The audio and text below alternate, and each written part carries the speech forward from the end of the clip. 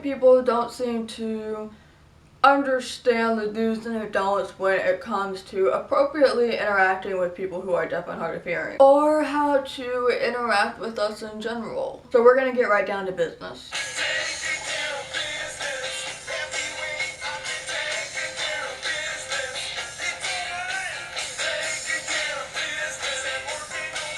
One, ask us what our method of communication is. What you have to understand is not all of us are fluent in sign language or use sign language to communicate. A lot of us grew up in hearing households where parents preferred to normalize and mainstream their deaf child and put them through speech therapy. Some of us might prefer to talk to you. Friendly reminder to remain patient, because just because some of us are oral, it doesn't mean we're hearing and will always understand you. Some of us might prefer to write or to type back and forth. Sometimes we might use a speech to text app for you to use. 2, don't say never mind when we don't understand what you're saying. Ever. Whether it be in person or online. Never mind is the biggest swear word of them all in our community, and it essentially translates to screw you, screw your needs, I don't care about any of that or you. We want to know the information. We want to know what you're saying. So if we ask you to repeat yourselves, just reword it or type it. Just do it. We're going through more trouble than you are while having this conversation. 3, repeat yourselves or rephrase your sentence. Only 30% of the English language can somewhat clearly be read on the mouth. This means a lot of what you say is going to look similar. Me, B, and P are examples of this. Sometimes using a different word works best. For example, instead of saying CD because it doesn't read well on the mouth, use music. 4, don't exaggerate your mouth movement. Talking like this will not help us understand anything. Damn, that hurt my TMJ. What ends up happening is you warp the shape of your mouth and the way that words are naturally supposed to look on your mouth. You also sometimes tend to talk a lot slower than you normally would, and it's just not natural. Plus, you just look really silly.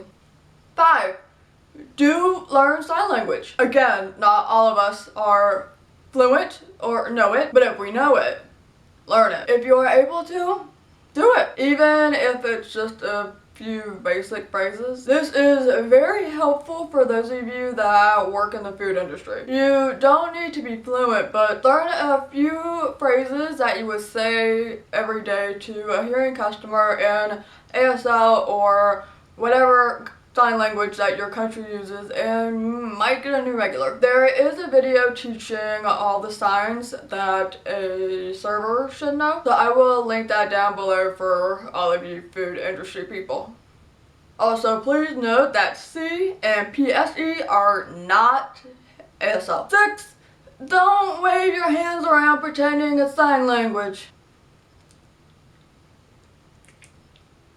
It's like mimicking random sounds to pretend you're speaking Mandarin or Cantonese. Don't do it. 7, do face the person when you're talking to them. If we're relying on lip reading and body language to communicate with you, we need to be able to see your face and your mouth. Do not move your head to left and right. It's like doing an eyeshadow tutorial on YouTube. Keep your eyeballs in the frame. That's a lesson for you, person who gave me my job interview at Chipotle. Hey, if an interpreter is present, do not talk to the interpreter. If a deaf person has an interpreter with them, like for doctor's appointments, etc., make sure you face your actual client, the deaf person, when talking to them. The deaf client or person is your guest. The interpreter is just there as a decoration and is there as an aid for the deaf person. Every time I have someone with me, whether I'm at the bank or the airport, etc., the person has a tendency to talk to the person beside of me,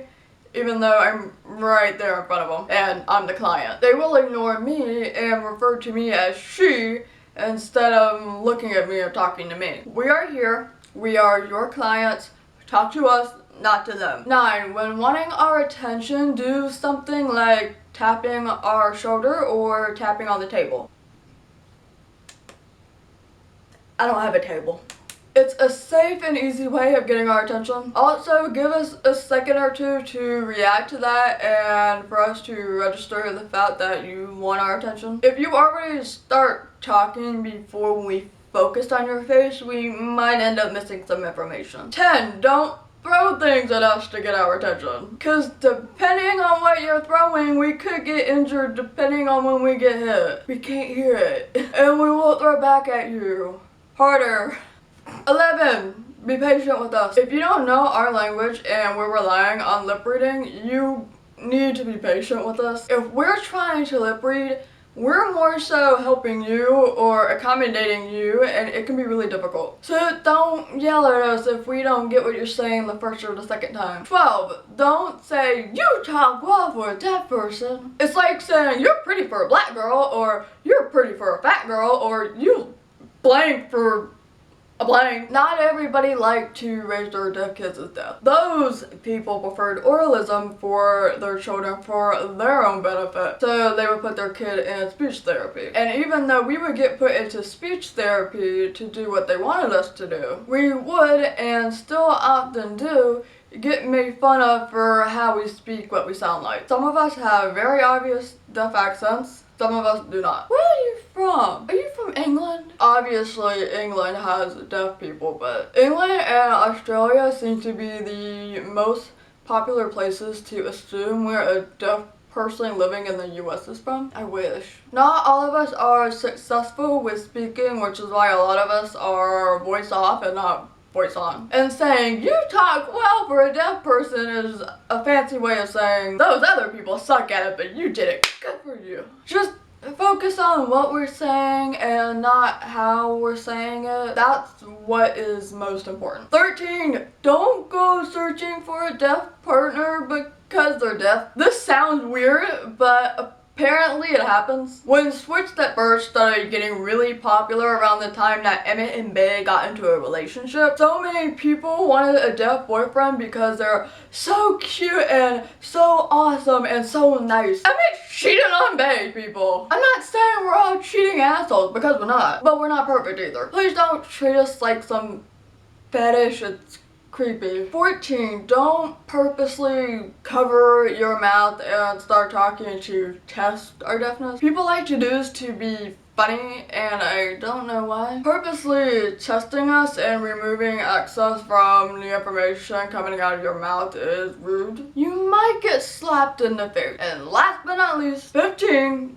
Do treat us like human beings. Hearing people are human, deaf people are human. We're not contagious beings. We're not here to purposely hurt you. We're not here to shove you off the planet. We're all just trying to get through life in this place just like you. I know Alexander Graham Bell disliked us very much and wanted to keep us from doing a lot of things, but please don't follow in his footsteps. I'll see you later. Bye.